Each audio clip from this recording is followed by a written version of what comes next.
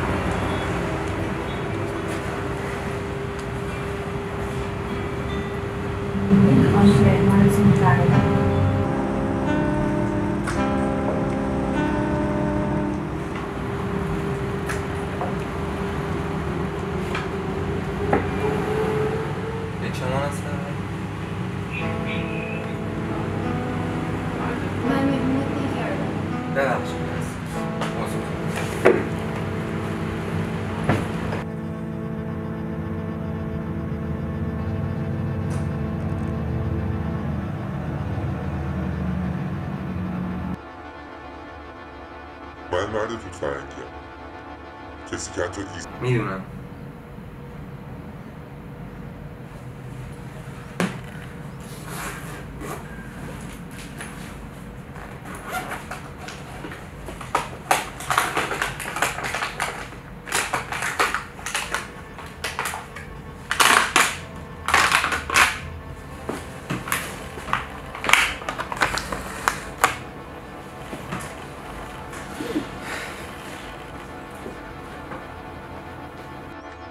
پس مجهز اومدی.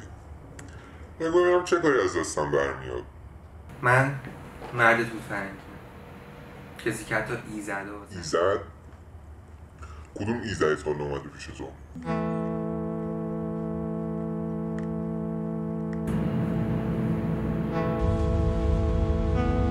به چه مناسبت؟ دژاوو؟ آره انگار قبلا من این لحظه رو دیدم تو رو همین گوشه کافه با تمام جزئیات دیدم که چی پوشیده بودی چطوری من که تو رو تا حالا ندیدم. راستش منم هنوز ندیدم تو رو. پس چی؟ تو خوابم دیدم 50 شب 60 شب. چجوری میشه کسی رو که تا حالا ندیدی تو خواب ببینی؟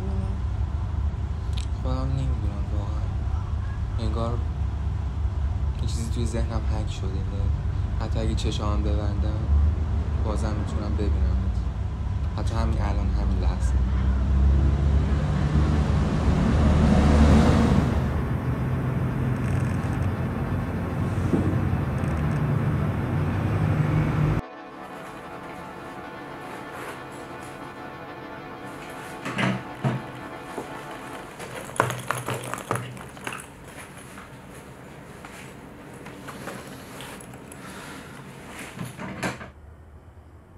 بگو ببینم چی میخوای.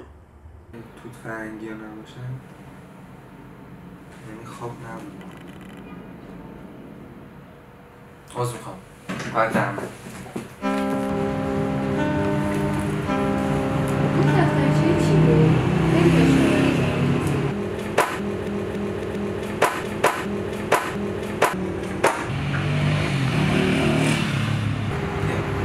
دوستش نمیدیش باید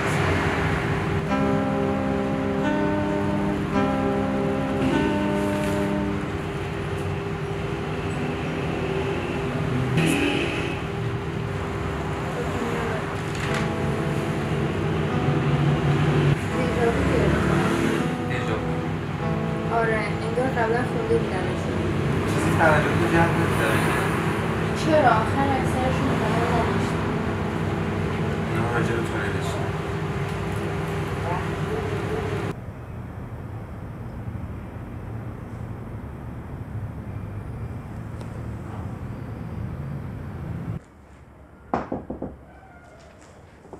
بفرمایید.